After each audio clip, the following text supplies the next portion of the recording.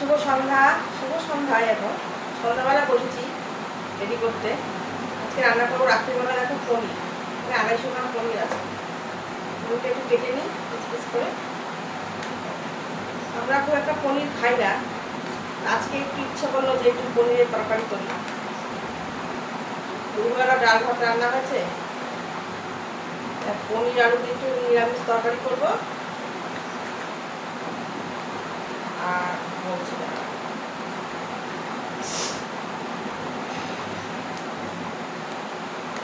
পনির আমাদের ঘরে কেউ পছন্দ করে না, আমার একটু খেতে ইচ্ছে করলো, তাই ভাবলাম আজকে একটু রান্না করি।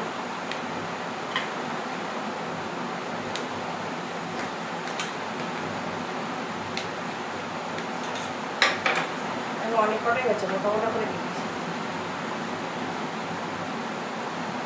আলু দিয়ে নিরামিষভাবে রান্না করব। আর এই যে হচ্ছে আটা করোনা করবো, তেল চিনি লবণ দিয়ে দিচ্ছি। এটাকে এখন মেখে নিই, তারপরে পনিরের তরকারিটা করতে যাবো। আটাটা মাখা হয়ে গেছে, এখন ভাজবো না, ভাজবো 8টা 8:30টার সময়। এখন তরকারিটা করবো, তখন আবার একটু নিয়ে দেবো। চলো তরকারিটা বসাই। পনিরগুলোকে একটু হালকা করে ভেজে নেবো। কড়াইতে সর্ষের তেল দিয়ে দিয়েছি, হালকা করে একটু ভেজে নিলাম। এবার কড়াইতে দিয়ে দেবো জিরে ফোড়ন, দিয়ে আলুগুলো একটু ভেজে নেবো। দেখো আলুটা ভালো ভাজা হয়ে গেছে। আর এখানে হচ্ছে আদা, কাঁচা লঙ্কা বাটা, ধনে জিরে গুঁড়ো আর টমেটো সব একসাথে মিশিয়ে নিয়েছি। এখন দিয়ে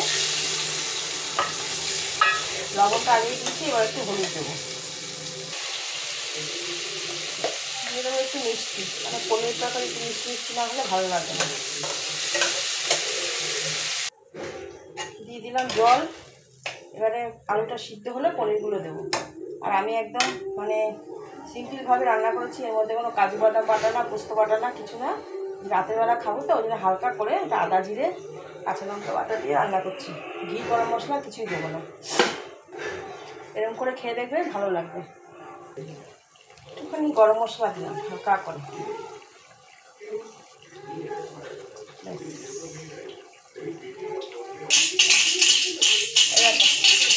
ঝোল ঝোল রেখেছি, ঠান্ডা হলে টেনে যাবে। আর পরোটাটা পরে ভাজবো খাওয়ার আগে। দেখো পরোটা ভেজে নিয়েছি, একদম হালকা তেল দিয়ে ভেজেছি। এটা আমার, আর আমার বাড়ির লোকের খাওয়া হয়ে গেছে, ওকে আগেই দিয়ে দিয়েছি। ছেলের একটা হটপটে রেখেছি।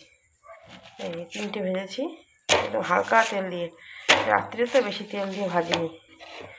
আর আমার আবার আটার পরোটা খেতে অত ভালো লাগে না।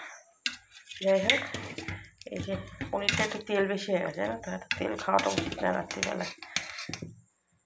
এই দিয়ে বাটি আর লাগালাম না, কারণ বাটি লাগালে সেই আমারই মাজতে হবে। পাশেই নিয়ে নিলাম, ঠিক আছে। পনিরটা খেতে বলে ভালো হয়েছে। চলো খাওয়া দাওয়া করে নিই। ভিডিওটা ভালো লাগলে লাইক কমেন্ট শেয়ার করতে ভুলো না। টাটা।